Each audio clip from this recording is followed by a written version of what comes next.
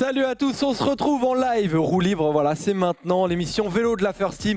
Je vois qu'il y a déjà pas mal de messages, ça fait plaisir, je vois que vous êtes au rendez-vous les amis. Aujourd'hui sur ce plateau, nous retrouvons comme d'habitude Robin. Comment vas-tu mon Robin, la forme? Ça va très très bien, pendant que Polo prend ses jours de repos et se refait les jambes, moi je suis toujours là, je suis fidèle au rendez-vous, comme un grand leader. Exactement, Polo qui actuellement est sur le Tour de France du côté de Brioude, ça y est, il est en train de remonter tranquillement vers Paris, mais son remplaçant est là, vous le connaissez, c'est Jean-Noël Cossil. Comment ça va Jean-Noël? Bonjour à tous, tout va bien. Ravi d'être là, ravi de remplacer Polo. Je crois qu'en plus tu es bien chaud parce qu'on va parler de Bardet. Ouais, là j'avoue. Et que c'est ton coureur, ça c'est ton petit chouchou. C'est mon favori, toujours et encore. J'y crois, je lâche rien. Et lui non plus. Je vois dans le chat Polo malade à cause de l'hélico. Je ne sais pas, on va voir comment on va le retrouver. Il va nous raconter Avec son une expérience. grosse tête. Mais incroyable. Il était en hélico, allez voir sur Instagram, c'est vrai que ces photos sont très sympas. Le programme, les amis, je vous le dis, récap de l'étape évidemment gagnée par Daryl Impey, voilà l'échappée qui est allée au bout.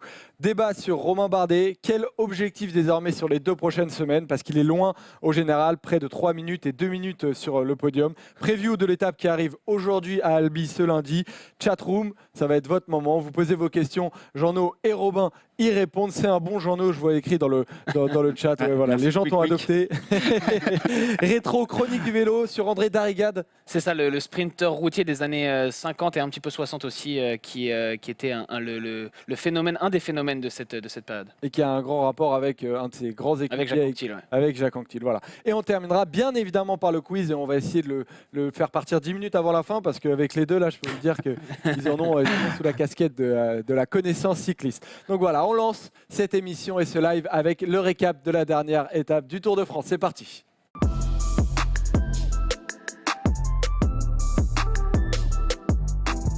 Et cette étape, cette 9e étape, vous allez voir, a été remportée par Daryl Impey, voilà, le Sud-Africain qui a gagné, qui a réglé l'échappée. C'est pas l'étape 8, c'est l'étape 9. Oh, voilà, c'est pas très très grave. Daryl Impey qui a gagné devant Tige Benoot, Jan Tratnik, tout un tas de. Ils sont partis en échappée. Voilà, aller au bout. Robin, c'était le moment pour prendre l'échappée parce que c'était quasiment sûr qu'elle allait au bout hier. Ouais, on se demandait hier matin si certaines équipes allaient vouloir contrôler. Finalement, clairement, il n'y a pas grand monde qui avait envie de se brûler les jambes hier. Les Quick-Step, les Bora, les Sunweb, tout le monde est bien resté très très sage dans le peloton. Il y a certaines montées où ça montait de front avec 15 coureurs. Vraiment, il n'y avait pas de prise de tête. On a laissé un bon quart d'heure à l'échappée. Voilà, fallait juste vérifier qu'il n'y ait pas de mec dangereux au général parce que Julien Lafilippe, il n'avait pas prévu de lâcher une deuxième fois le maillot jaune. Mais ça a été bien géré. Et après, je crois que les échappés ont compris très très vite que c'était leur journée et qu'ils se battaient plus qu'entre eux. Une échappée royale est écrit dans le synthé. Jean-No, c'est vrai qu'on ne pouvait que très difficilement pronostiquer qui allait gagner cette étape-là. Ouais, non mais du coup c'est intéressant, c'est une étape de transition dans la plus pure tradition du Tour et d'entre deux massifs de montagne. 15 gars, 14 équipes, alors là, c'est Royal au bar, hein, on peut partir, tout le monde est peinard. Mais ce qui n'empêche pas quand même qu'il y avait du beau monde dans l'échappée. Donc ouais, c'était une belle échappée pour une étape qui reste T'avais un après dans favori les qui annales. n'a pas gagné cette étape ou pas dans cette échappée? Tu me parlais de Jesus Herrada déjà. Bah, j'étais content de le voir. D'abord, j'étais content de voir Herrada enfin devant. Parce qu'il a montré de belles choses quand même en début de saison sur le Ventoux notamment, et puis il est quand même là pour se montrer quand même. C'est plutôt de bon augure, même s'il craque sur la fin, ça c'est plutôt moins bon signe, mais on le reverra sans doute. Et puis il y a Benoot qui est très bien aussi. Il fait 2, mais lui aussi on le reverra carrément.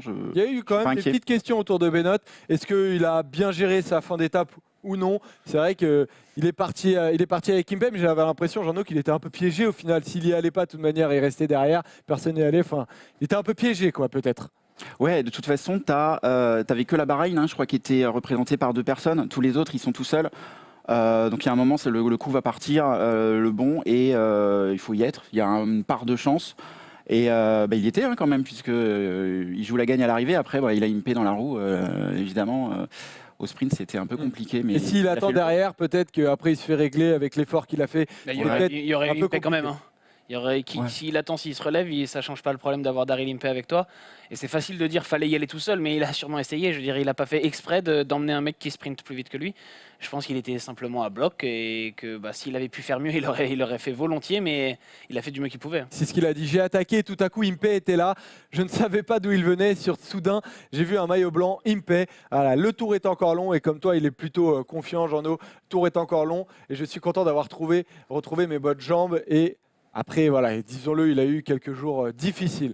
Qui est Daryl Impey ?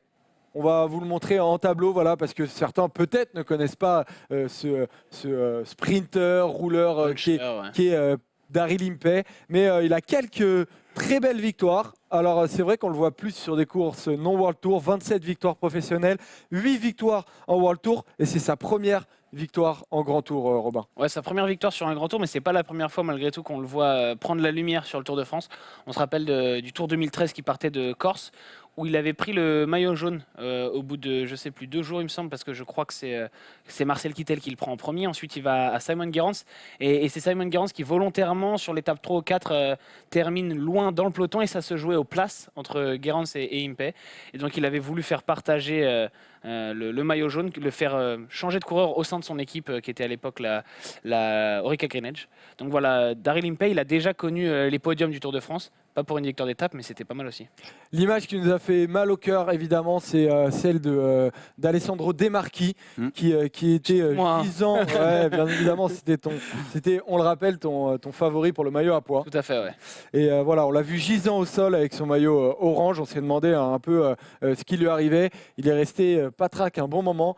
Finalement, il s'est relevé, mais il a dû abandonner. Ouais, ça fait mal au cœur parce que c'est un gars qui compte pas ses efforts dans les échappées, qui avait fait du beau travail samedi, qui avait sûrement prévu de repartir à l'avant dans les Pyrénées, dans les Alpes. Voilà, son Tour de France s'arrête là. C'est dommage aussi pour l'équipe CCC parce que c'était un des fers de lance avec Greg Van Avermaet. Il comptait surtout sur ces deux hommes-là pour briller dans ce Tour de France. Donc la fin de tour s'annonce pas facile. Ouais, le Tour de France perd un de ses courageux, Jeannot. Ouais, et puis c'est dommage pour le Tour parce qu'on l'aurait vraiment vu dans les Alpes de montagne pour animer tout ça. Donc ouais, c'est triste, ouais, c'est dommage. Un petit mot de Julien Alaphilippe qui, on va le voir sur le classement général, conserve son maillot jaune. Il le conserve devant Giulio Ciccone. Voilà, il arrive à 23 secondes d'avance. Et il a parlé de cette belle journée avec quand même une décla voilà, qui a du sens. Il dit le soutien que j'ai reçu du public est phénoménal. Je me souviendrai toujours de ce jour-là. Entendre mon nom du but jusqu'à ma chambre d'hôtel est très spécial et me force à lutter un peu plus pour garder le maillot jaune aussi longtemps que possible. Il disait que c'était encore une plus belle journée que la première. Ouais. C'est vrai que quand on s'y habitue la première fois, on est un peu stressé. Enfin, je sais pas, je l'ai jamais porté. Hein, mais c'est d'après ce qu'ils disent. Voilà, on peut imaginer que la deuxième fois, on est peut-être un peu plus détendu et qu'on en profite plus. Ouais, mais il était peut-être plus détendu aussi parce que l'étape, elle était tranquille. Il savait que c'était maîtrisé, c'était pas stressant comme la planche des belles filles. Voilà, il n'y avait pas non plus de sprint à l'arrivée où c'est toujours tendu dans le final. Donc voilà, il était forcément plus tranquille. Il a vraiment pu en profiter hier. Donc voilà, c'est vrai que c'est toujours plus sympa d'en profiter comme ça, Jeannot. Ouais, là, je pense que lui, il a passé un bon 14 juillet, à mon avis. C'était peinard, c'était bien. Je pense qu'il est content. Il a été exceptionnel sur le podium quand même, encore une fois. Avec cette image-là, avant-hier, pardon, quand il reprend le maillot jaune. Oui, quand il le reprend, ouais. Ah, franchement, il a la cool attitude, ça fait plaisir de voir. Et on est très heureux d'avoir un gars comme ça, quand même, qui est français et qui conserve le maillot jaune jusqu'à quand. Bon, on en parlera bien évidemment dans les prochaines émissions de Roue Libre. Voilà, c'est terminé pour ce récap. On va partir sur un homme qui est dans le dur, qui doute beaucoup parce qu'il est loin en général, il n'avait pas prévu ça. C'est Romain Bardet et il est le sujet du débat de Roue Libre du jour. C'est parti.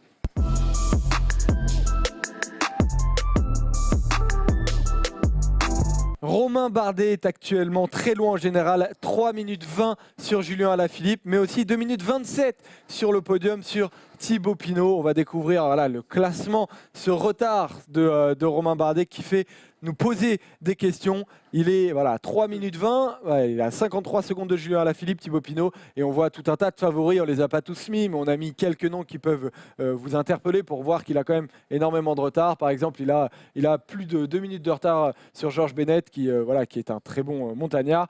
Donc voilà, je sais, on a commencé à en parler avant l'émission. Et je peux vous dire que les deux autour de moi ne sont pas du tout d'accord. Donc on va commencer par toi, Jeannot.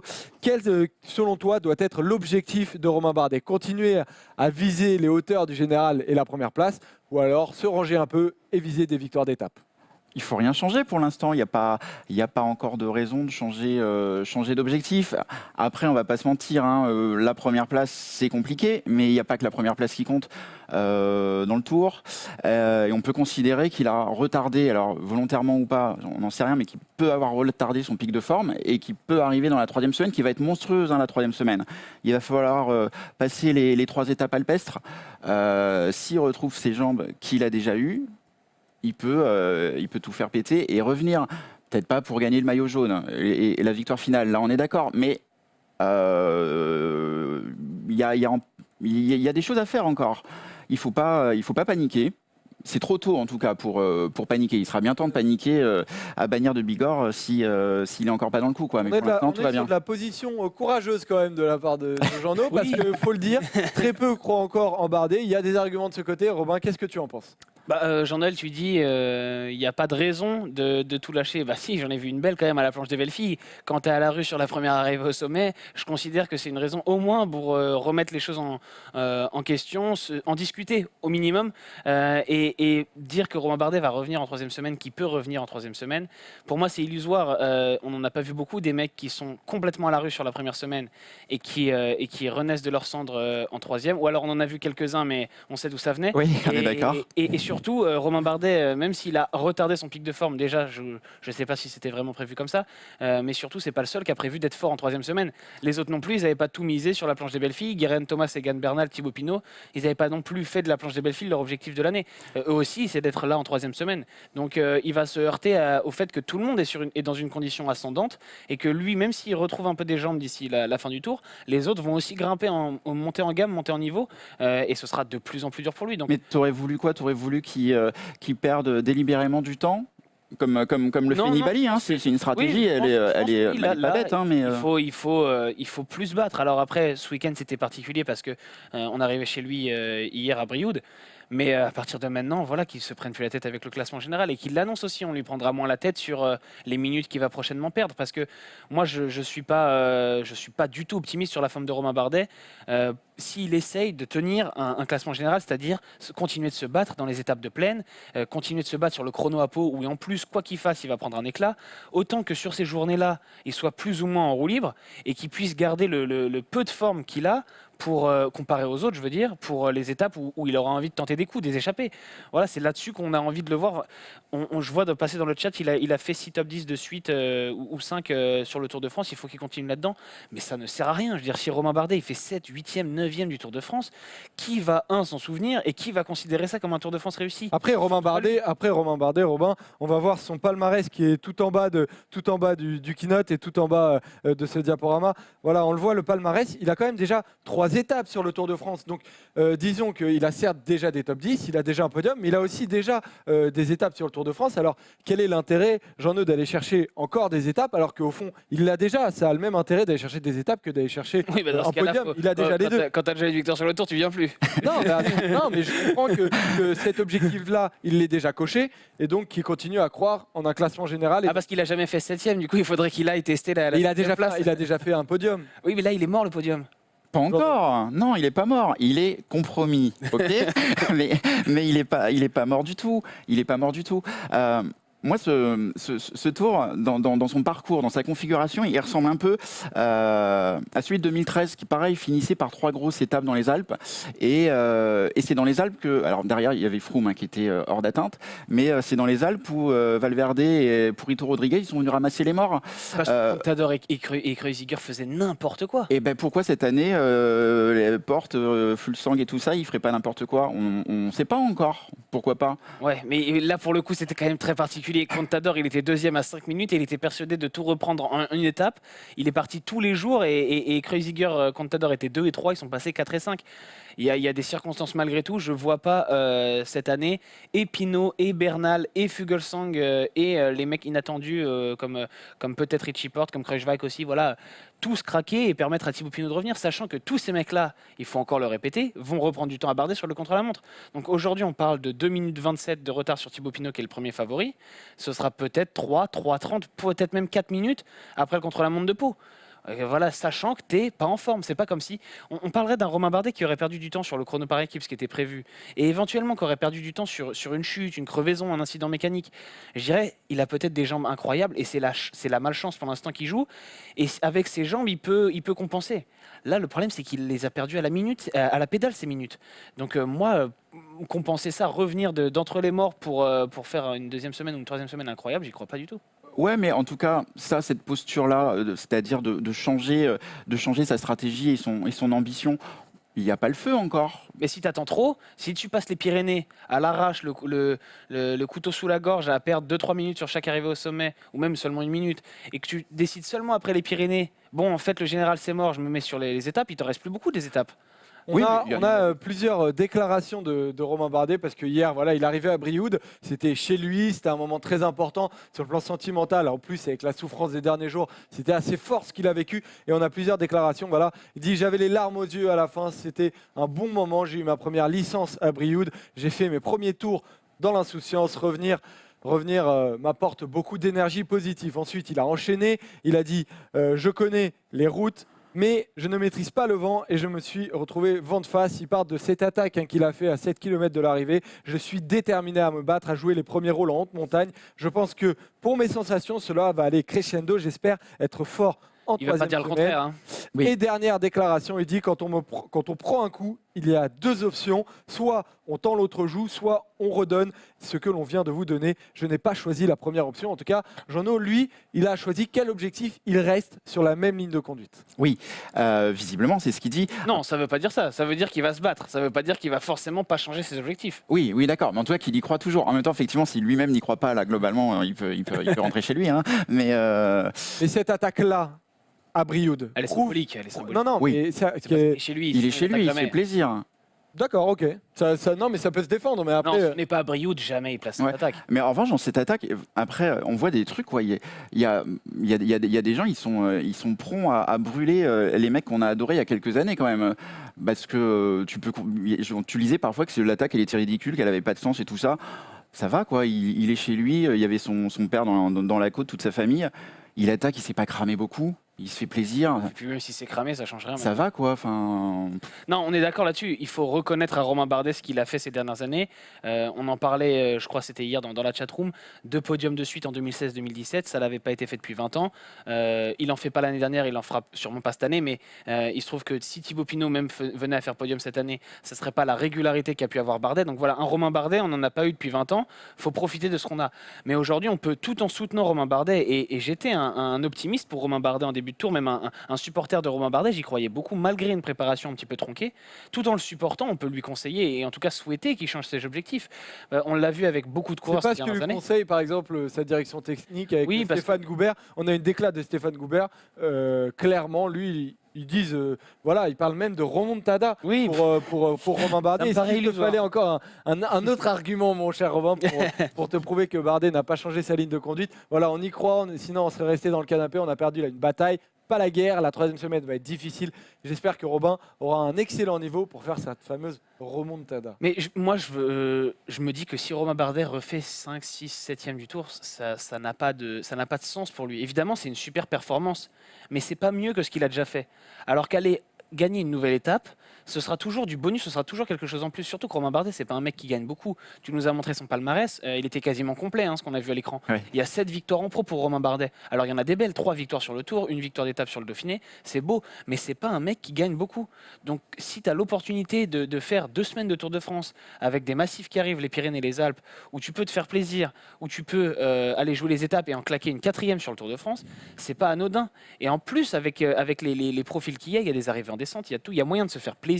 Alors que si tu t'acharnes sur le classement général et que tu te bagarres pour ne pas perdre trop de temps pour essayer de défendre une 10e place au général, le plaisir, c'est pas le même. Surtout quand tu es Romain Bardet, que tu as été habitué il y a 2 ans à être 2, 3e du Tour de France, à jouer, à espérer prendre le maillot jaune, et que là tu te retrouves à te battre pour une 10e place. La remontada ou la Bardetada, tu y crois toi réellement, Jeannot? J'ai envie d'y croire, ouais, ouais. Et j'y croirais jusqu'à ce qu'ils se prennent le groupe Eto s'il doit le faire. Mais non, non, ouais, j'y crois d'autant plus que j'espère vraiment en ce pic de forme qui ascendant, même si encore une fois, je suis vraiment d'accord. Quand tu te plantes sur la première étape de montagne, c'est rarement bon signe. Non, c'est rare, mais après, sûr. c'est aussi rare qu'un tour. Là, le triptyque alpestre est vraiment très très violent avec de l'altitude et peut-être que Romain Bardet le gère peut-être sans doute mieux que d'autres coureurs comme Richie Porte, comme Jakob Fuglsang. Oui, À suivre, ça va voir. Mais qu'il puisse remonter des places, ça, j'en doute pas. Ce que je dis juste, c'est que si c'est remonté pour revenir faire 5, 6e, pour un mec qui a fait 2 podiums du Tour, qui a déjà fait aussi 6e, qui a déjà fait 2 fois 6e, c'est pas une progression. Donc ça n'a pas de. Pour un mec qui annonce viser le général du Tour et qui a comme objectif ultime de remporter le Tour un jour, venir faire 6e, c'est pas un objectif. Donc voilà, son état d'esprit, pour moi, il est bon, il est encore motivé, il est conquérant, il est pas mort. Mais il faut l'orienter sur sur la bonne stratégie. Et pour moi, la bonne stratégie aujourd'hui, c'est de jouer les étapes. Parce que là, il a un coup à jouer. On voit des choses intéressantes dans le chat. Pour les années prochaines, je me dis que pour cette année, il était là pour gagner le Tour, en tout cas pour faire quelque chose de grand. Ça va être compliqué, mais il ne faut pas encore changer. En revanche, s'il se plante cette année, là, il sera temps de changer de stratégie pour de vrai. Et d'aller tâter du Giro et de la Vuelta, qui sont sans doute des qu'a fait Pinot depuis 3 ans. Ce qu'a fait Pinot depuis 3 ans, exactement. Il a 30 ans, il a encore quelques belles années devant lui. Peut-être qu'il sera temps là de se dire que le Tour de France, cette fois, je vais y aller non pas en tourisme, mais pour faire des coups et pour jouer au baroudeur, mais plus en jouer le baroudeur, le général, pardon. Déjà, la question s'est posée cette année pour le Giro. Bardet qui a vu Pinot y aller, qui a eu envie de faire un peu pareil. Voilà. Ouais. Après le Tour passé à Brioude, il avait, après son échec un peu, entre guillemets, l'année dernière, il avait envie de prendre sa revanche, donc il a tout misé sur le Tour, mais c'était pas loin qu'il aille sur le Giro. Exactement. Donc voilà, que doit faire Romain Bardet maintenant? N'hésitez pas à nous dire dans les commentaires ce que vous en pensez. On passe à l'étape du jour. Bah ouais, c'est la preview de l'étape 10. C'est parti.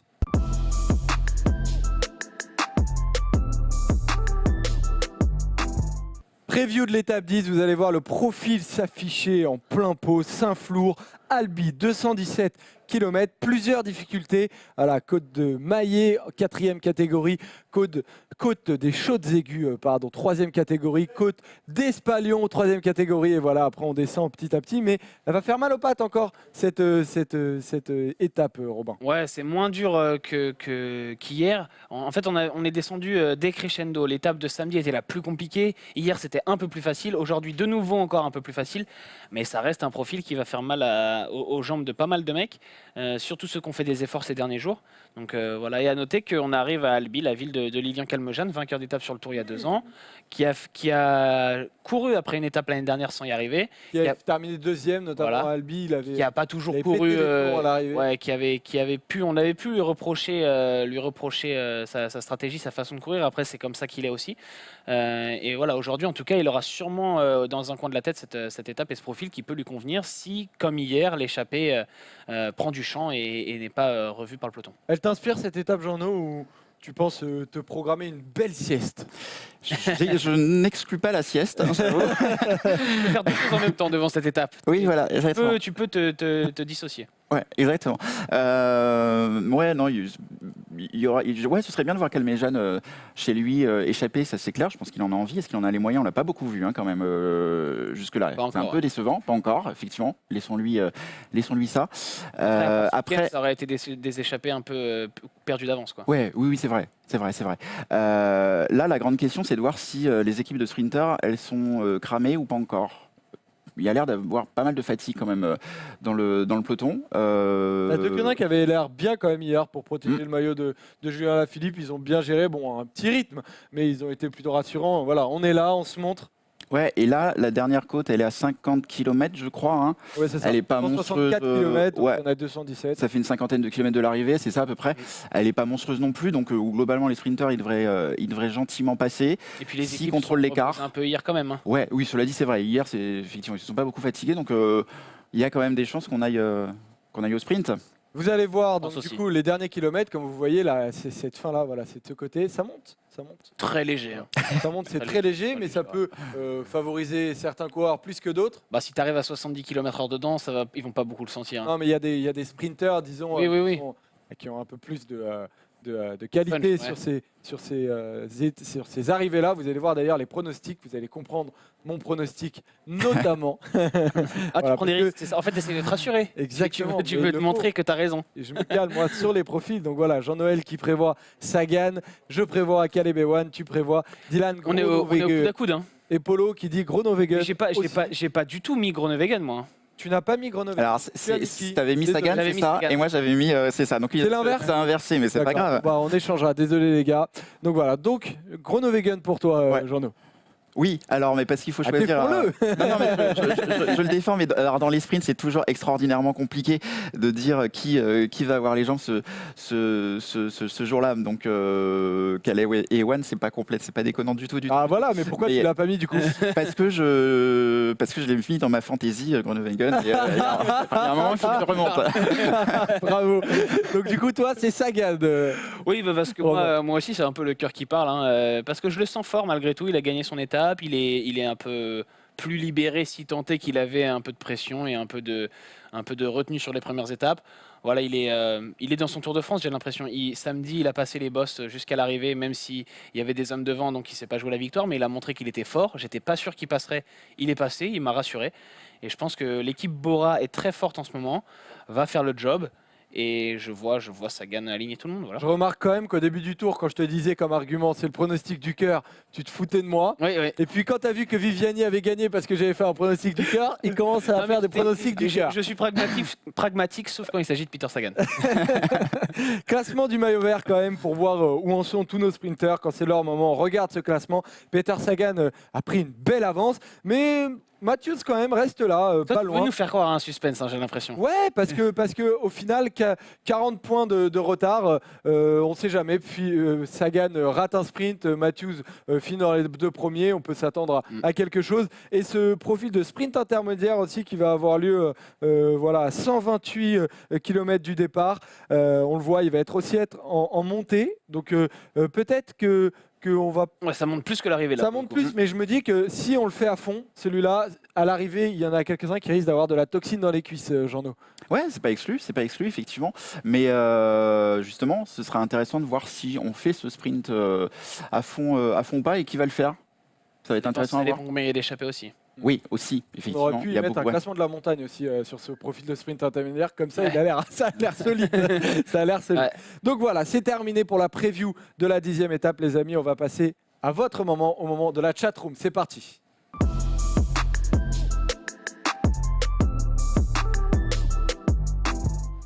Donc voilà, je lis ce beau chat que je vois où on me dit que j'ai compris que j'ai raison de pronostiquer Caleb Ewan, Robin. Oui, tu nous as même pas Tu dit vas pourquoi voir. d'ailleurs tu l'as mis Caleb Ewan. Pourquoi? Parce que si, je t'ai dit par rapport au profil de l'arrivée. Ah oui, c'est vrai. Exact. Exactement, mais tu ne m'écoutes pas. De quelle façon suivez-vous le Tour France TV, Eurosport? C'est vrai qu'il y a différentes manières. Moi, je privilégie quand même Eurosport. J'aime bien l'ambiance qui s'y trouve, mais France TV a fait un step-up ces dernières années, Jean-No. Alors là, c'est difficile parce que je vais me mettre en porte-à-faux avec mon employeur. Eh ben, dis ton employeur. Je le regarde en scred sur l'ordi et de France TV, du coup, hein, ce qui est sur mon petit ordi avec mes écouteurs, tout en essayant de travailler. Trentin, aujourd'hui, il est fort. Robin, qu'est-ce que tu en penses, Matteo Trentin? Ouais, Il tourne un peu autour, qui est jamais loin, mais. Il a déjà gagné sur le Tour. Et oui, il fait 2 ou il fait 3, j'ai oublié, il y a 2-3 jours. Il fait 2. Il y a 3 jours. Ah non, il fait 3 derrière Jasper Steven. D'accord. Ouais, il est costaud. Après, le problème, c'est que j'ai l'impression que quand il passe les bosses, en fait, Sagan les passe aussi. Et Sagan va plus vite. Donc, il est piégé un peu par... Matthews aussi, généralement, passe là où Trentin passe. Donc, il y a ce petit problème. Il faudrait qu'il réussisse à partir seul. Ou en tout cas, à décrocher les sprinters, les purs sprinters, si on peut dire, même si Matthews et Sagan ne sont pas forcément des purs sprinters. Donc, voilà. Trentin, il a toujours un petit peu ce souci. Et on se rappelle que quand il avait beaucoup gagné sur la Vuelta, c'était parce qu'il y avait un plateau de sprinters moins coriace. Sacha nous demande qu'espérer de Nairo Quintana. C'est vrai que depuis qu'on a commencé l'émission, depuis qu'on fait des quotidiennes, depuis le début du Tour de France, on en a assez peu parlé de Nairo Quintana. En ce moment, il est à 2 minutes 04 de Julien Alaphilippe. Est-ce que tu penses que voilà, il est dans les temps, Nairo Quintana? Oui, et puis le retard qu'il a, c'est celui du contre-la-montre par équipe. Ouais. Il a été super discret. Bon, en même temps, c'est Quintana. Mais il a l'air d'être là, il a l'air présent. Donc je suis un peu dubitatif maintenant avec Quintana, j'avoue. On a tellement cru en lui il y a 5-6 ans. Sur le À Tour de voir. France. Ouais, Moi, exactement. je l'ai mis sur mon podium. Je l'avais mis sur mon podium avant le départ du Tour et je continue d'y croire parce que, comme dit Jean-Noël, le débours du chrono par équipe, il était prévu. Et on aura, je pense, une réponse au Tourmalet. J'ai vu une question sur Michael Woods. Michael Woods qui est tombé, qui a fait tomber, qui a provoqué cette chute des Ineos. Il a perdu 14 minutes, pas repêché, hein, parce que voilà, c'est la dure loi du cyclisme. Mais on peut s'attendre quand même à un Michael Woods avec son tempérament, aller chercher des étapes comme il sait le faire et comme il l'a fait du côté de la Vuelta. Ouais, après, c'est quand même un peu. Les étapes de montagne, c'est costaud pour lui. Alors, en partant dans les échappées, bien sûr, tout reste possible, mais tu as quand même des chances de tomber sur un mec qui grimpe mieux que toi. Après, est-ce qu'il réussira sur le punch, sur des derniers kilomètres d'une arrivée? C'est possible. Mais si ça se bagarre, s'il y a des grimpeurs devant, s'il y a des mecs qui jouent le maillot à poids sérieusement, ça peut être compliqué pour lui. D'ailleurs, qui pour le maillot à poids demande Tilili Poloma. Jean-No, est-ce que tu avais un favori pour le maillot à poids? Et toi, prépare du coup un suppléant à Alessandro Moi, De Marchi. j'ai perdu, moi. Alors moi, mon favori avant le début du Tour, c'était Alaphilippe, pour qu'il conserve son titre. Après, là, avec ce qu'il fait, je me dis qu'il se fatigue beaucoup. Est-ce qu'il aura encore les jambes derrière pour continuer à se battre? Je sais pas. Du coup, le classement est très ouvert. Il y a quelqu'un qui va prendre une grosse échappée en montagne, qui va marquer des gros points. Nibali. Allez, Nibali maintenant. Allez, je dis Nibali. Ouais. Nibali, moi je trouve ça que c'est un bel Oui, moi, je dirais Ciccone. Ciccone. Parce qu'il faut bien trouver un autre nom, mais ça reste toujours le maillot le plus difficile à pronostiquer. Hein. C'est vrai que c'est assez compliqué. Ça se fait en fonction des échappées. J'y suis, je vois que je vois des points, je vois que je prends des points, donc je Ça vais devient continuer. un objectif. Voilà. J'ai vu que quelqu'un demandait, Julien Alaphilippe, jusqu'à quand peut-il garder le maillot jaune? On s'était posé cette question une première fois avant la planche des belles filles. Il l'a perdu, il allait le rechercher. Alors désormais, Robin, où est-ce qu'il peut aller? Par exemple, Bagnères de Bigorre peut-il le passer? Le contre-la-montre de Pau. Après, il y a le Tourmalet. Il y a des grosses Ouais. étapes qui arrivent. Bah moi, j'avais dit au départ que je pensais qu'il l'aurait jusqu'au chrono de Pau et qu'il le perdrait à Pau. Mais j'avais pas prévu qu'il ait autant d'avance. Et je pense que là, avec 1 minute 10 d'avance sur Geraint Thomas, je crois que c'est ça hein, l'écart, je pense qu'en fait, là, tu peux le garder sur Geraint Thomas sur le chrono parce que Julien Alaphilippe, il s'est roulé. Et donc, je pense qu'il le perdra au Tourmalet. Tu es d'accord avec ça? Ouais, je suis assez d'accord parce qu'en fait, initialement, je me disais qu'il passerait pas avec les meilleurs à Bagnères de Bigorre. Et en fait, vu la configuration et ce qu'on peut estimer de ce qui va se passer, c'est que ça va partir simplement dans le dernier col, dans les Rourquettes. Et là, il peut suivre. Donc après, il va perdre quand même un peu de temps quand même dans le contre-la-montre. Il en perdra un peu, ouais, mais À voir justement s'il arrive vraiment avec les meilleurs à Bagnères de Bigorre. Très très bon chrono, hein. Ouais. Et Mais- il est capable de faire de perdre, je pense, moins d'une trentaine de secondes sur Geraint Thomas. Hein. Mais justement, c'est ça en fait. S'il se dépouille et il va se dépouiller pour un maillot jaune, effectivement, on se dépouille, surtout quand on est français, je pense qu'on n'a pas vraiment le choix. Mais derrière, qu'est-ce qui lui restera comme énergie quoi? Est-ce que là aussi, il ne faut pas se dire, bon, allez, que je l'ai 6 fois Mais ou 7 fois, Mais peu si son importe. Tour de France je sais pas. s'arrête au Tourmalet où il lâche le maillot jaune, ce sera malgré tout un Tour de France super réussi. Ah oui, Même il est s'il n'est pas là-dessus, oui. capable de nous faire les épopées en montagne qu'il nous a faites l'année dernière. Mm. Cavendish 13-0-13 demande Michel Kwiatkowski, est-il un gâchis chez Ineos? Aucune victoire sur un grand tour pour Michel Kwiatkowski. À côté de ça, quand même, un très beau palmarès. Qu'est-ce que vous en pensez? Qu'est-ce que ça vous inspire quand vous le voyez travailler à ce point-là pour ses leaders? Bah, moi, ça m'embête un peu. C'est un coureur que j'aime énormément, que j'avais adoré il y a quelques années quand il était devenu champion du monde, qui a quand même un palmarès pour un mec qui est réquisitionné quasiment toute l'année pour faire l'équipier et qui a quand même gagné Milan-San Remo, qui a gagné l'Amstel. Voilà, j'aimerais qu'il joue les classiques à fond, comme un Julien Lafilippe, comme un Peter Sagan. Il est peut-être le profil un peu entre les deux, moins rapide que Sagan, mais plus que Kwiatkowski, qu'Alaphilippe, pardon. Donc voilà, on se rappelle du fabuleux Milan-San Remo où ils arrivent tous les trois. Moi, j'aimerais le voir faire les classiques tout le temps et pas devoir emmener des relais dans l'école. Sauf que le problème, c'est que bosser en montagne pour emmener Bernal, Thomas et Froome dans l'école, Ça pardon, implique un changement de profil. ouais, ça te rend pas meilleur pour les classiques, quoi. Tu es d'accord avec ça? Ouais, bah alors là, complètement d'accord. Je comprends les considérations sans doute financières hein, qui Ouais. sont importantes, mais pour sa carrière, pour son palmarès, c'est effectivement un peu dommage parce qu'il vaut bien mieux que ça, ouais. Bernal ou Pinot, quel est le meilleur en contre-la-montre? L'année dernière, on aurait sans doute dit Egan Bernal. Désormais, Pinot s'est rapproché. À quel point, les amis? Vu la forme qu'il a, moi, je me dis qu'il soit devant Bernal à Pau, ça me choquera pas. Et puis je l'espère fortement d'ailleurs. Ouais, devant Bernal peut-être, ça voudrait dire qu'il fait un très gros chrono, qu'il perd moins de 24 secondes, quelque chose comme ça, et qu'il a d'avance sur Egan Bernal. Ça peut-être, mais pour moi, il perdra quand même un peu de temps. Il peut peut-être rester devant, mais je le vois pas faire un meilleur chrono qu'Egan Bernal quand même. On a beaucoup de questions sur Rigoberto Urán. Big et Mac, qui me donne faim, demande si Rigoberto Urán peut-il rester top 10. On a toujours envie de dire non d'un côté, parce qu'on se dit, il y en a d'autres qui sont meilleurs que lui. Puis à chaque fois, Rigoberto Urán, il rappelle, m'oubliez pas. Et voilà. Après, il a une équipe quand même qui est un peu dans le dur, là, Jean-No, donc je ne sais pas. Ouais, c'est pareil. Et ça fait partie des coureurs qui sont difficiles à jauger et à juger parce qu'il est capable du meilleur comme du pire. Là, il est super discret, plutôt positif parce qu'il suit. Après, il va être tout seul. Il est rarement flamboyant, C'est vrai. même quand il fait des résultats. Oui, c'est vrai. Moi, j'y crois pas trop, mais il a les capacités pour tenir. Évidemment, il a déjà fait. Donc, Pour tenir dans les 10, je pense que oui, quand même, ça peut le faire. Rappelons-nous qu'il a fait deuxième du Tour de France malgré tout. Donc, pour aller refaire un podium, je pense pas. Je suis d'accord avec toi, Jean-Noël. Faire un top 10, oui, c'est dans ses cordes. La Mitchelton Scott est-elle très décevante, demande Voilà. Voilà, Ça, on verra. Je lis entièrement vos pseudos quand ils sont là. Victoire de Daryl Impey quand même hier. À côté de ça, la gestion d'Adam Yates, de Simon Yates. Mais il est là, Adam Yates, il est dans le coup encore. Il est dans le coup, ouais. Voilà. Est-ce que elle est décevante ou non? On verra dans les Pyrénées. Ça, pour l'instant, ils n'ont pas perdu de temps bêtement. Ils ont fait un chrono par équipe qui est peut-être légèrement en deçà des attentes. Mais Simon Yates, oui, a perdu du temps, mais ça, c'était prévu. Il sort du Giro et surtout, il n'est pas là pour jouer le général. Donc, il est dans le rôle un peu de son frère Adam sur la dernière Vuelta, où il est prévu qu'il perde du temps, qu'il garde de la fraîcheur, surtout qu'il ne se batte pas dans le vide sur les 10 premiers jours parce que ça ne servait à rien. Et on aura une réponse dans les Pyrénées.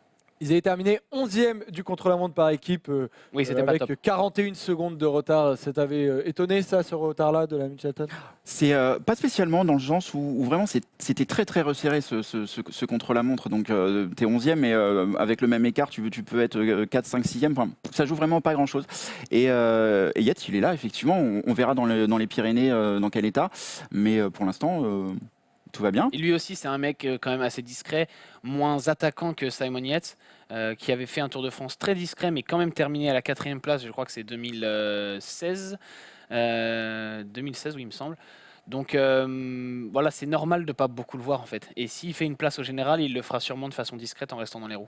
Quentin nous demande où voyez-vous Nils Politt l'année prochaine. On le rappelle, Nils Politt qui est actuellement à la Katusha qui va mettre la clé sous la porte. Et en plus, c'est pas la seule équipe parce qu'on a appris ce matin qu'il y a la Rumpot Charles, une Conti Pro qui va aussi s'arrêter. Donc voilà, plusieurs équipes s'arrêtent, des coureurs vont se retrouver sans emploi, dont Nils Politt qui est peut-être le coureur à la Katusha qui va être extrêmement voulu par les autres équipes. Alors est-ce que tu le vois bien matcher avec une autre équipe, Jean-No? Il n'aura pas le choix du coup puisque Katusha s'arrête effectivement. Alors il va y avoir du monde sur le marché des transferts là. Voilà, il va y avoir pas mal de trucs. Chez Total. Ouais, une équipe française. Mais il y a des contacts, il me semble, Pas avec trop, hein. Deceuninck Quick-Step. Hein. Je crois que C'est pas bête ça, tu vois. Patrick Lefebvre était assez impressionné sur Paris-Roubaix. Surtout qu'ils vont perdre des coureurs eux. Voilà, ils vont Donc, perdre Gilbert, ouais. ils vont perdre sûrement Viviani. Voilà, Nils Politt était dans le final de Paris-Roubaix avec Philippe Gilbert et Ça, je crois que Patrick Lefebvre a été marqué par ça. Après, c'est un des seuls coureurs de l'équipe Katusha qui sera vraiment demandé hein, parce que les autres, je suis pas sûr qu'on se batte vraiment bec et ongle pour eux vu les dernières saisons qu'ils font. Il y a du Alex Dowsett par exemple que certaines équipes qui ont besoin de rouleurs Oui, pourraient aller chercher. Il y a des mecs Nils très... Politt est le coureur peut-être de Voilà, la mais Katusha. tu vois, on parle aussi d'Ilnur Zakarin qui va se bagarrer et offrir un gros salaire à Ilnur Zakarin. Je ne sais pas s'il va trouver un point de chute. Alors, il trouvera forcément une équipe, mais est-ce qu'il aura le même rôle, le même salaire que chez Katusha? Je ne suis pas sûr. Hein. Donc voilà pour cette chatroom, les amis. On va passer à la rétro chronique du vélo. Voilà, on va se refondre dans le passé. Et aujourd'hui, on va parler d'André Darrigade. C'est parti.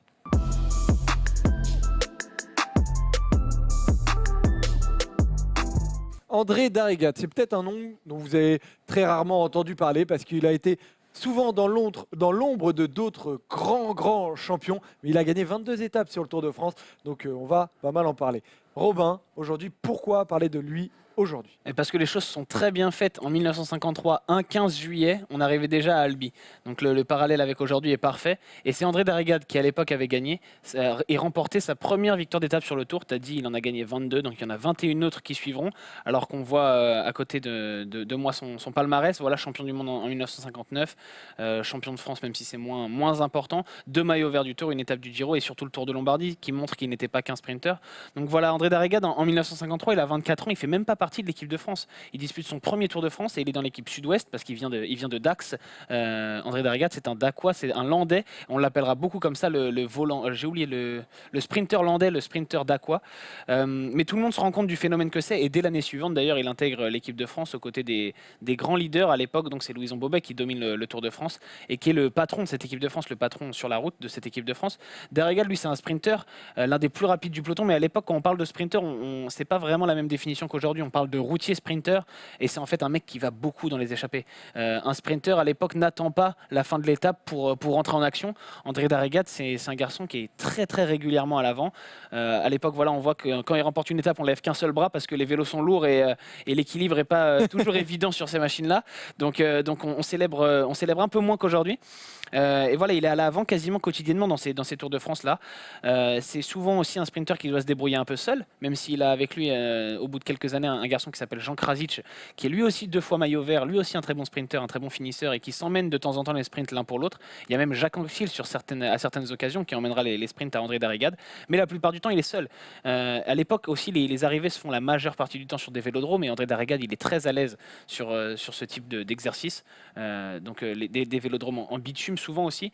Donc voilà, c'est un exercice spécifique, il faut connaître, et lui il connaît très bien. De 1956 à 1959, il remporte 4 fois de suite la première étape du Tour de France, qui signifie aussi maillot jaune, et il portera le maillot jaune 19 étapes, en tout 19 étapes, demi-étapes aussi, en tout dans sa carrière. Voilà, donc un coursier impressionnant, on l'a vu avec un palmarès qui ne s'arrête pas au Tour de France, qui ne s'arrête pas au sprint, champion du monde, le Tour de Lombardie, qui est quand même une classique pour grimpeur, où il gagne devant un garçon comme Fausto Coppi. Donc voilà, et longtemps il a espéré aller décrocher le record de victoire d'étape sur le Tour de France. Aujourd'hui, il est le 5e coureur le plus prolifique, derrière Merckx, derrière Cavendish, derrière Hinault et derrière André Leduc. André Leduc qui courait avant-guerre, donc qui à l'époque était le numéro 1 dans le palmarès du Tour de France, et André Darrigade n'est jamais parvenu à aller le chercher au nombre de victoires d'étape. Et après, du coup, Jean-No, toi qui as fait un livre sur les grands vainqueurs du Tour de France, bon, il n'y apparaît pas du coup parce qu'il n'a pas gagné le Tour de France, mais j'imagine que tu t'es intéressé à lui. Oui, bien sûr, parce que c'est un coureur incontournable des années 50, donc des années Anquetil, des années 50 et 60. Et puis, ouais, il y a cette course au record, c'est ce que tu disais, le Duc qui s'arrête à 25, lui il en a 22. S'il peut un peu plus jouer sa carte perso, il peut aller le chercher, ce record sans doute. Alors, les records, c'est anecdotique, mais enfin bon, ça fait quand même ça fait plaisir. Et puis, 14 tours. Quand même, Darrigade, il y en a 11 quand même, 11 sur 14 où il repart avec au moins une étape. Beau ratio. C'est un joli ratio quand même. Et il y a les 2 derniers où il est en semi-retraite, où là ça devient un peu plus dur. Mais c'est quand même une carrière hors norme. Et le truc rigolo, c'est ça, c'est le roi des premières étapes. À l'époque où les premières étapes, c'est pas des prologues, hein, c'est des étapes en ligne. Il attaquait. C'était incroyable. Quand tu relis son profil, il dit aujourd'hui une attaque, parce qu'il a 90 ans, il est encore en vie, André Darrigade, et il disait voilà, aujourd'hui tu fais une attaque, 2 attaques, moi j'en plaçais 22 pour avoir la bonne. Ouais. Non, après c'est quand même une autre époque, hein, évidemment, on courait différemment, bien sûr, mais peu importe, c'était le meilleur à son époque dans son style, donc rien que pour ça c'est assez énorme. Et c'était le meilleur, et en plus on voit cette photo, Jacques Anquetil qui a fait une grande partie de sa carrière avec lui. Quel était son rapport avec lui, Robin? André Darrigade était le compagnon de chambre de Jacques Anquetil, était le confident, le grand ami de Jacques Anquetil. Voilà, ils avaient une relation très particulière, très fusionnelle. En 1957, Jacques Anquetil remporte son premier Tour de France. Il manque d'expérience et Marcel Bidot, le sélectionneur, fait exprès de le rapprocher un peu d'André Darrigade, et Darrigade lui apporte l'expérience qu'il n'a pas. Voilà, Jacques Anquetil, c'est un prodige, c'est un phénomène, mais il lui manque sur certains points clés l'expérience d'un vieux briscard qu'il aura plus tard. Et avoir un André Darrigade à côté de lui dans ces moments-là, c'est crucial. Et sur le Tour de France 58, Jacques Anquetil se fait piéger sur une étape à Dunkerque, et c'est Darrigade qui qui va le rechercher. Et Anquetil acceptait cette aide parce qu'elle venait de Darrigat, qui n'était pas un coureur du classement général. Et Louison Bobet racontait sur ce tour 58, il voit Anquetil mal placé et il se dit si je vais le chercher moi-même, il va être vexé. Parce qu'il se dit c'est l'ancien leader, l'ancien patron de l'équipe de France qui vient me récupérer. C'est pas beau. Alors Louison Bobet allait dire à André Darrigade, fais attention, Jacques il est mal à l'arrière, il est mal placé, va le chercher. Et Darrigade allait faire remonter Jacques Anquetil. Voilà, donc il y avait des susceptibilités à ménager, surtout celle de Jacques Anquetil. Et André Darrigade était très fort pour ça. Il vérifiait aussi quotidiennement le matériel de Jacques Anquetil, un peu comme un mécano. C'était vraiment l'ange gardien de Jacques Anquetil. Son inexpérience, elle était compensée par celle de Darrigade. Et on a une déclaration d'André Darrigade qui parle de cette relation particulière qu'il avait avec celui qu'on appelait à l'époque Maître Jacques. Voilà, il dit pendant 10 ans, nous avons été comme des frères, nous faisions tous les déplacements ensemble. Ils étaient toujours collés l'un avec l'autre. Voilà, je connais toute l'histoire avec Jacques. Voilà, pendant 10 ans, nous avons été comme des frères. Vraiment, c'est une relation particulière qui s'est nouée grâce au Tour de France, grâce à ses courses et qui a dépassé le cadre du vélo. Et en équipe de France, il devait travailler pour Anquetil, pour Bobet, pour Rivière selon les années. Il n'était pas complètement libre, mais ça ne le dérangeait pas, surtout quand c'était Jacques Anquetil. Et Marcel Bidot, le sélectionneur de l'équipe de France, dira aussi que si Darrigade avait été épargné par la malchance et surtout s'il avait couru pour son propre compte, il aurait gagné au moins 10 étapes de plus. Il était à la fois notre meilleur sprinter et notre meilleur équipier. Ça montre un peu la place qu'avait André Darrigade dans cette équipe de France. C'était pas un leader pour le classement général, mais il était crucial à la fois dans les années Bobet et dans les années ensuite Anquetil. Et dans ce lien qui l'unissait à Anquetil, il faut aussi savoir que, Anquetil c'était un grand anxieux, quoi. Donc avoir quelqu'un dans la chambre pour le rassurer. Hein. Enfin, il faut faire de la caninothérapie avec Anquetil. Hein. C'était un génie, mais parfois c'était un peu compliqué. Donc voilà, ce rôle de Darrigade avec Anquetil, il est ultra important. C'est un homme de l'ombre, enfin plus que de l'ombre, 22 C'est étapes. pas simple pourtant, j'imagine, d'être dans l'ombre de Jacques Anquetil, qui est quelqu'un qui prend vraiment toute la lumière.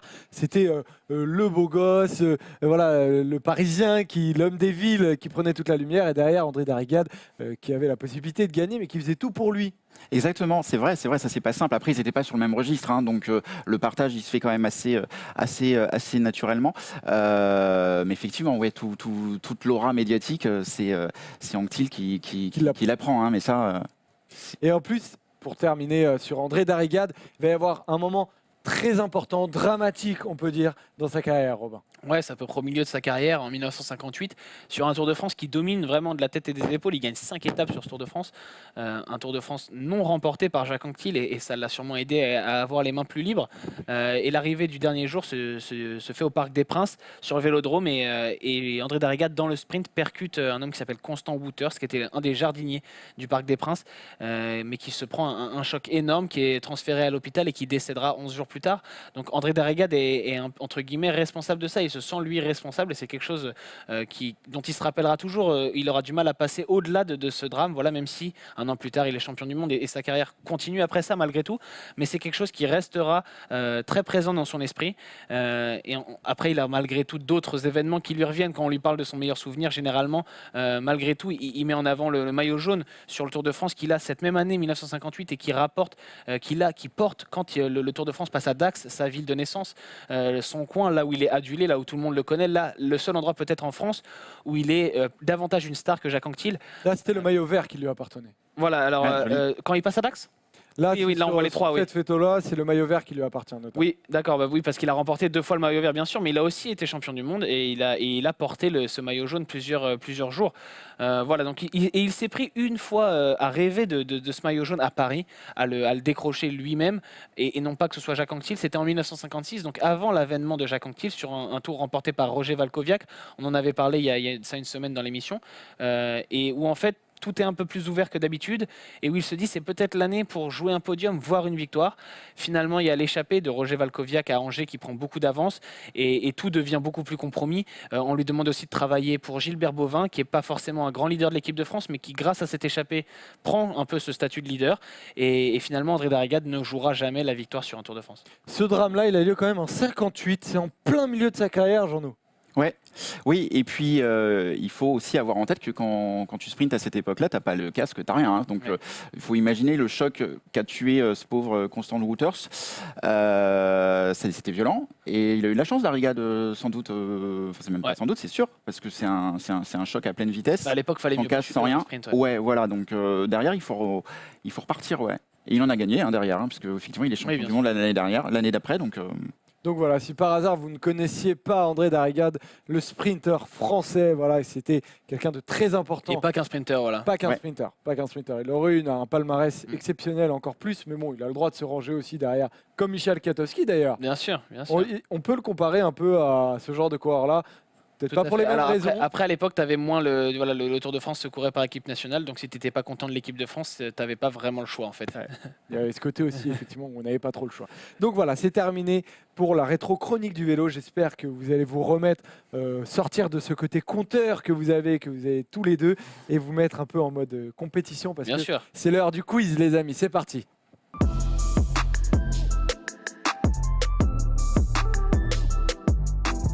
Le quiz qui, comme hier, les amis, va être de la petite question. Vous allez voir, Robin va-t-il profiter de l'absence de Et Paul? on a le score. C'est quoi le score général? Il y a 4-3 pour toi, parce qu'hier, il y avait 3-3. Il y avait 3-3 hier. Il y avait 3-3, il y avait match nul, donc tu as pris l'avantage, 4-3. Je croyais Grâce à ta victoire contre Théo. Ça se vérifie. Je ferai appel au VAR d'ici on fera un petit VAR, ne t'inquiète pas. Donc voilà, on va regarder la première question, les amis. Ce sont des questions historiques. Sortir les ardoises. Voilà, Ah, exactement, oui, parce qu'aujourd'hui, vous allez avoir des ardoises et quand vous avez une réponse, vous la notez, vous la bien. montrez en barco. Il y aura de la double fenêtre, de manière nos Réal sont les plus forts, donc ils sauront suivre. c'est beaucoup de Lequel stress, hein. de ces deux pays a remporté le plus souvent le Tour de France? Lequel de ces Il pays n'y en a pas deux. Hein. Ah, j'ai dit quoi? J'ai dit ces deux. Pardon. Lequel de ces pays a remporté le Ok. plus souvent le Tour de France? C'est chaud.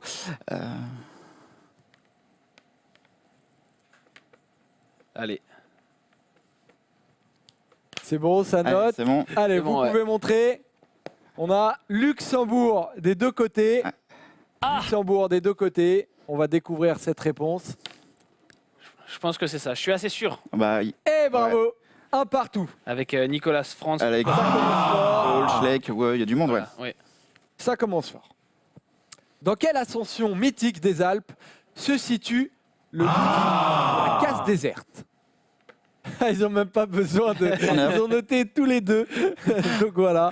Ah, bah oui, j'ai même pas attendu. Bon voilà, on a Isoar des deux côtés. Tu peux balancer la réponse. Voilà, ils sont très solides tous les deux. Isoar. Voilà. Bravo, 2 partout. Je sens que je vais commencer à aller chercher des lanternes de route de 1952. Qui est arrivé le plus de fois deuxième du Tour de France? Je crois qu'on en a parlé l'autre fois en plus. Ils sont déjà en train de noter, donc pareil, on peut balancer le deuxième.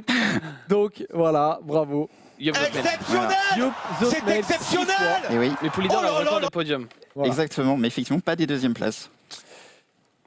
Question suivante, ça fait donc 3-3. Vous êtes à 3 sur 3, les gars. L'arrivée sur les Champs-Élysées, à partir de 1975, a été gérée par une personnalité de la télévision. Laquelle?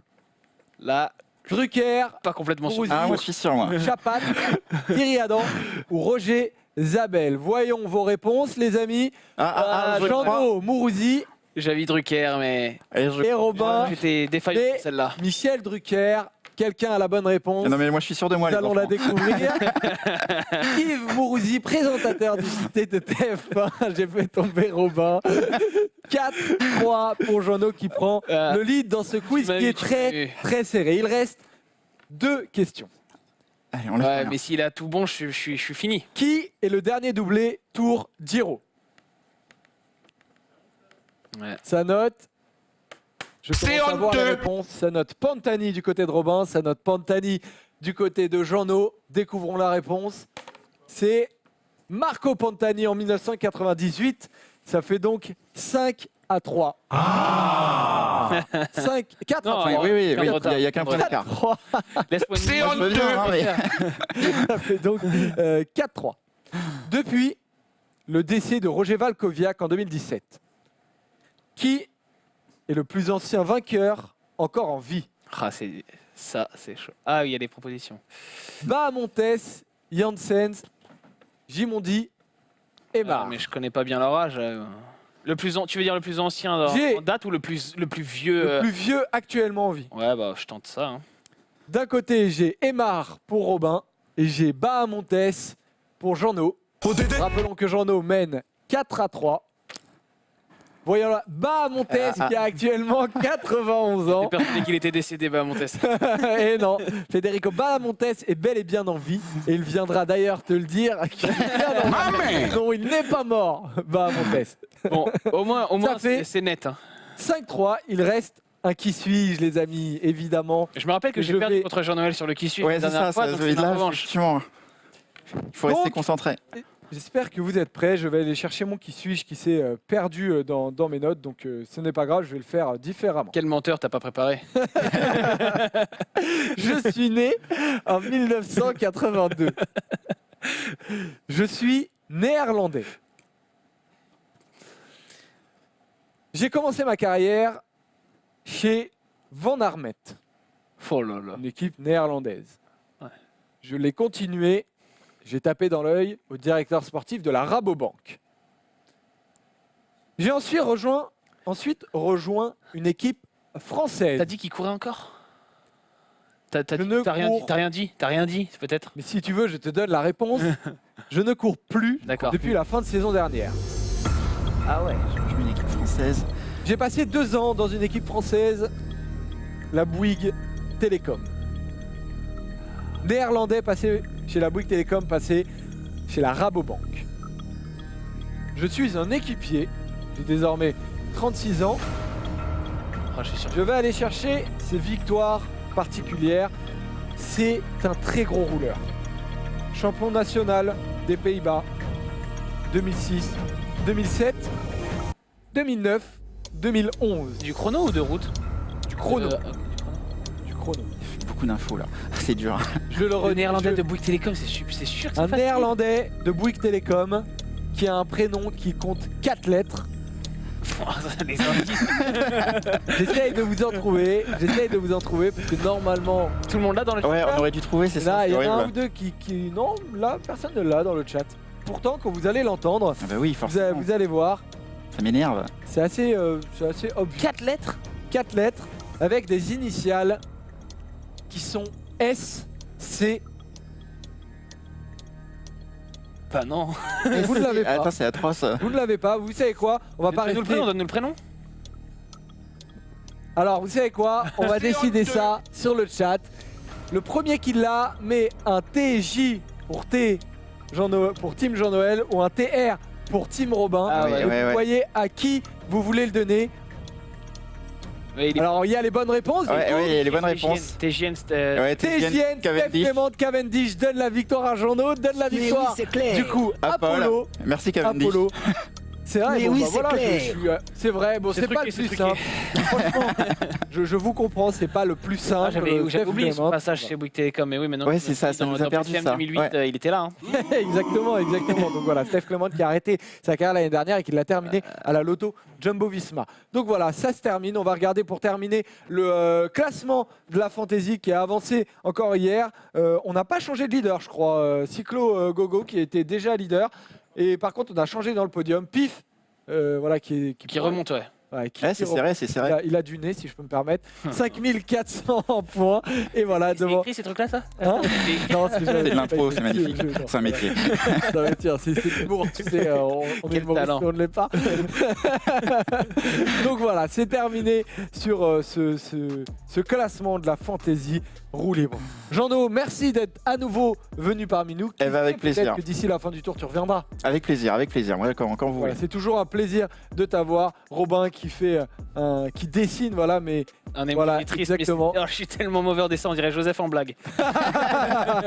voilà, bah ça c'est ma gueule quand tu fais ce genre de remarques. Voilà. Merci les gars, on se retrouvera très très rapidement pour des nouveaux épisodes de Roue Libre et de la quotidienne les amis. À la prochaine. Bien sûr. Salut. À la prochaine les rouleurs. ciao. Ciao, bisous. Salut.